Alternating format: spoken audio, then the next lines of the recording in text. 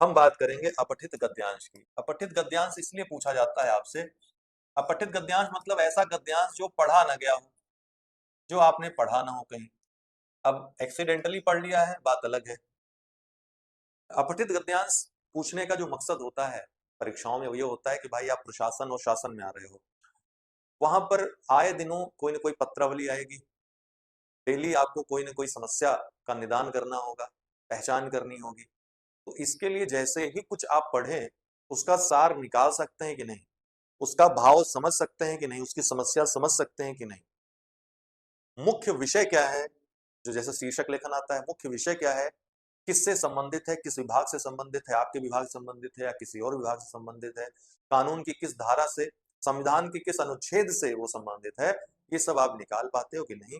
इसी के परीक्षण करने के लिए आपसे अपठित गद्यांश पूछा जाता है। हिंदी में इसलिए पूछा जाता है क्योंकि जो शासकीय कार्य होते हैं उत्तर प्रदेश में वो हिंदी में होते हैं। निश्चित रूप से आपको हिंदी में काम करना आना चाहिए। इसके परीक्षण के लिए अपठित गद्यांश पूछा जाता है।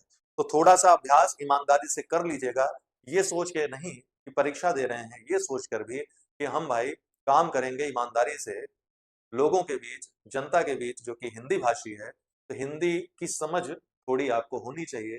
इस पर कम से कम 15 से 20 अपठित गद्यांश के प्रश्नों का आप अभ्यास कर लीजिएगा।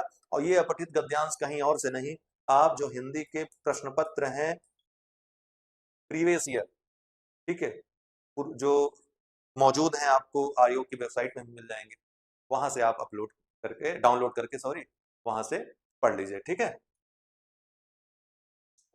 अपठित गद्यांश के प्रश्नों को, पत्रलेखन के प्रश्नों को आप पुराने वर्षों के प्रश्न पत्र जो हैं वहां से हल कर लीजिए, ठीक है। सबसे बेस्ट जो होता है वही होता है, हमने तो उनका आपको प्रोवाइड करवा दिया है, प्रीवियस ईयर क्वेश्चन के जो आंसर्स हैं उनके साथ प्रोवाइड करवा दिया है, एक्स्ट्रा मटेरियल भी उसमें दे दिया है ताकि आप लोग अच्छे से अपनी तैयारी कर सको। तो